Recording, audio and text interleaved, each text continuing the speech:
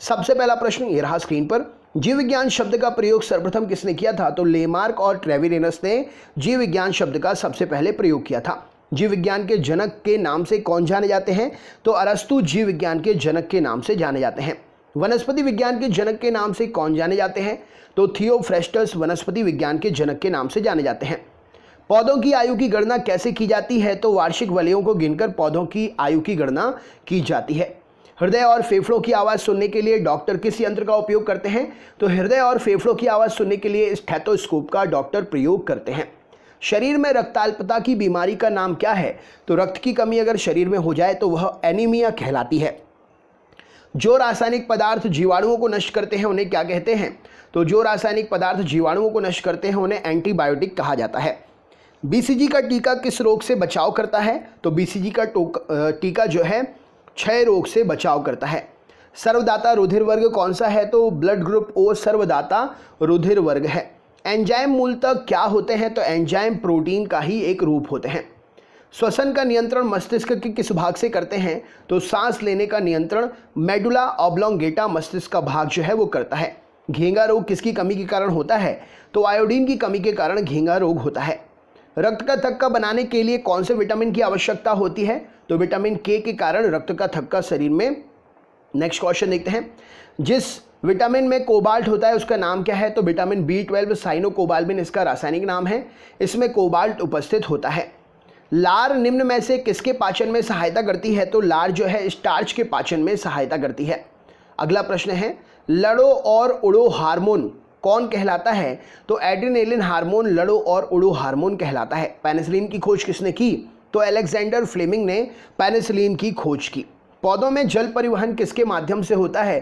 तो जाइलम के माध्यम से पौधों में जल परिवहन होता है। गाजर का रंग किसकी मौजूदगी के कारण लाल होता है या नारंगी होता है? जो भी गाजर के रंग होते हैं किसके कारण होते हैं? तो उसमें कैरोटीन के कारण होता है गाजर का रंग। नेक्स्ट क्वेश्चन, बॉटनी शब्द की उत्पत्ति किस भाषा के शब्द से हुई है? तो ग्रीक भाषा के शब्द से बॉटनी शब्द की उत्पत्ति हुई है।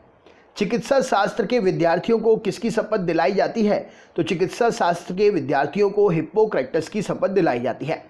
फाइकोलॉजी में किसका अध्ययन करते हैं? तो शैवालों का अध्ययन फाइकोलॉजी में करते हैं। फूलों का संवर्धन के विज्ञान को क्या कहते हैं? तो फूलों के संवर्धन के विज्ञान को फ्लोरीकल्चर कहा जाता है। फाइकोलॉजी में किसका अध्ययन करते हैं? तो फाइकोलॉजी में शैवालों का अध्ययन करते हैं। चिकित्सा विद्यार्थी जो हैं, चिकित्सा शास्त्र के विद्यार्थी जो हैं किसकी शपथ लेते हैं? तो हिप्पोक्रेटस की शपथ लेते हैं। बॉटनी शब्द की उत्पत्ति किस भाषा से हुई है? ग्रीक भाषा से हुई है। नेक्स्ट क्वेश्चन, अगला प्रश्न है, फूलों के संवर्धन को क्या कहते हैं? फ्लोरीकल्चर कहते हैं। सिल्वरीकल्चर वनस्पति विज्ञान में किसका अध्ययन करते हैं? तो वन के विकास का सिल्वीकल्चर में अध्ययन करते हैं। पौधों को नाम देने वाला विज्ञान क्या कहलाता है? तो वर्गकी पौधों को नाम देने वाला विज्ञान कहलाता है। फलों का अध्ययन क्या कहलाता है? तो पोमोलॉजी फलों का अध्ययन कहलाता है। साग सब्जी उत्पन्न करने वाले पौधों का अध्ययन किसमें करते हैं? तो ऑलेरीकल्चर में साग सब्जी उत्पन्न करने वाले पौधों का अध्ययन करते हैं। वार्षिक वलियों का अध्ययन किसमें करते हैं? तो डेंड्रोक्रोनोलॉजी में वार्षिक वलियों का अध्ययन करते हैं।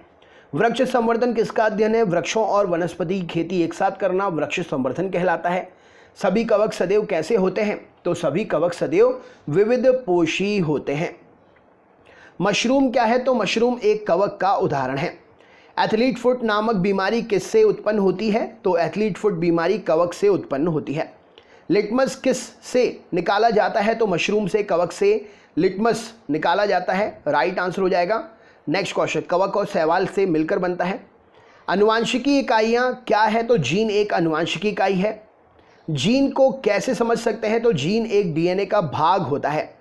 प्रयोगशाला में सर्वप्रथम डीएनए का संश्लेषण किसने किया था? तो खरगोविंद खुराना ने प्रयोगशाला में सर्वप्रथम डीएनए का संश्लेषण किया था। मनुष्य में द्विगुणित क्रोमोसोम की संख्या कितनी होती है? तो मनुष्य में द्विगुणित क्रोमोसोम की संख्या 23 होती है। एक सामान्य मानव शरीर में कोशिकाओं में गुणसूत्रों की संख्या कितनी होती है? तो एक सामान्य मनुष्य शरीर के कोशिकाओं में गुणसूत्रों की संख्या 46 होती है।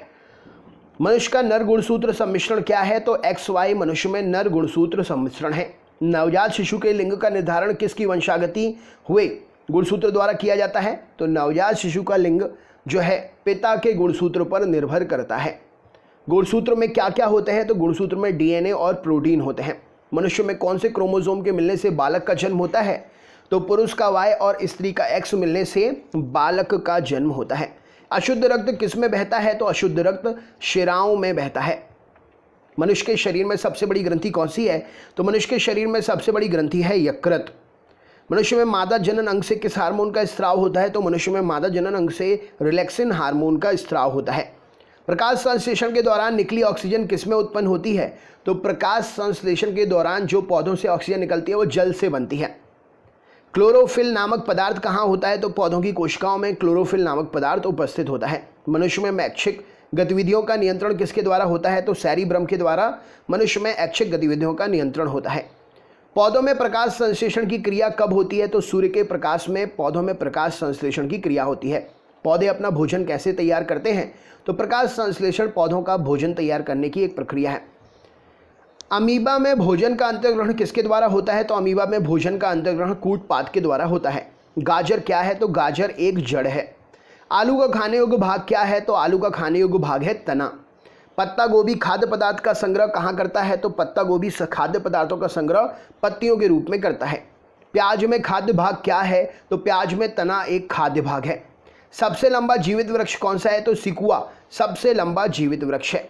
तारपीन का तेल प्राप्त कैसे करते हैं? तो चीड़ के वृक्ष से तारपीन का तेल प्राप्त होता है।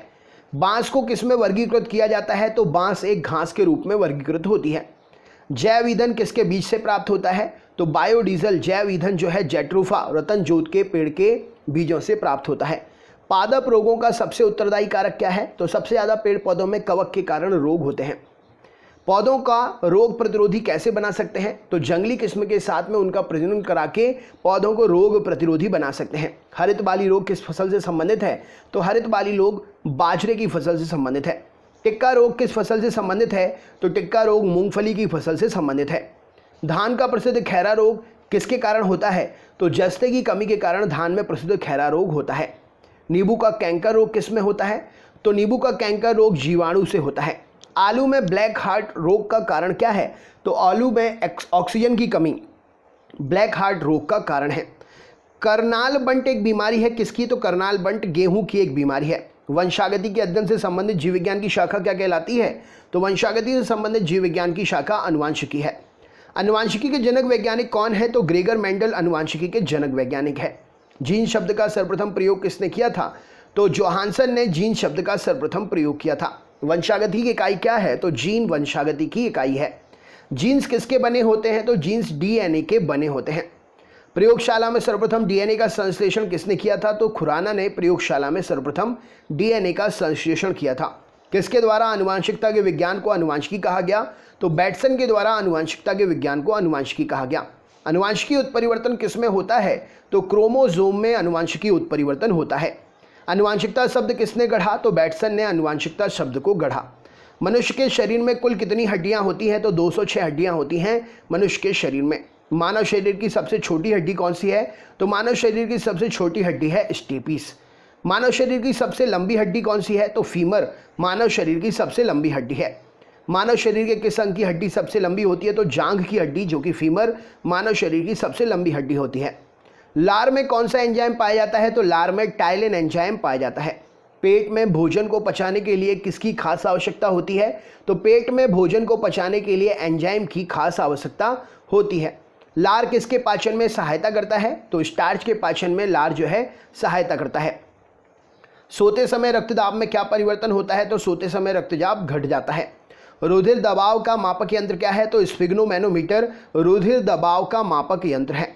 ब्लड प्रेशर मापने का यंत्र स्फिग्नोमैनोमीटर। स्वस्थ मनुष्य में प्रति मिनट हृदय स्पंदन कितना होता है? तो 72 बार प्रति मिनट स्वस्थ मनुष्य में हृदय स्पंदन होता है। मानव हृदय में कितने कोष्ठ होते हैं? तो मानव हृदय में 4 कोष्ठ होते हैं।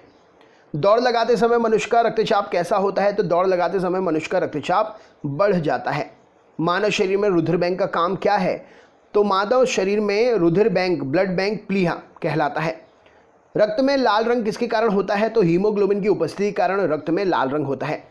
हीमोग्लोबिन किसका महत्वपूर्ण घटक है? तो आरबीसी का महत्वपूर्ण घटक है हीमोग्लोबिन। मानव शरीर का रक्त बैंक किसे कहते हैं? तो प्लीहा को कहते हैं।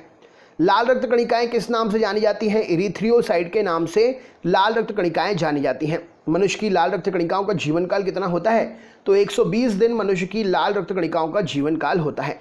मानव शरीर में लाल रक्त कणिकाओं का निर्माण कहाँ पर होता है? तो मानव शरीर में लाल रक्त कणिकाओं का निर्माण अस्थि मज्जा में होता है। सफ़ेद रक्त कण का मुख्य काम क्या है?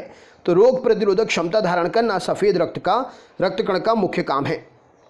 रक्त समूह की खोज किसने की थी? तो लैंडस्टीनर ने रक्त समूह की खोज की थी। मानव मस्तिष्क में बुद्धि का केंद्र क्या है? तो मानव मस्तिष्क में बुद्धि का केंद्र है सेरेब्रम। मनुष्य के मस्तिष्क का सबसे बड़ा भाग क्या है? तो प्रमस्तिष्क मनुष्य के मस्तिष्क का सबसे बड़ा भाग है। और ये आपका सरप्राइज क्वेश्चन है। मानव शरीर की सबसे बड़ी कोशिका क्या है? इसका आंसर आप हमें कमेंट बॉक्स में शेयर करिए। चैनल पर अगर आप नए हैं तो चैनल सब्सक्राइब करके बेल आइकन ऑन कर लीजिए।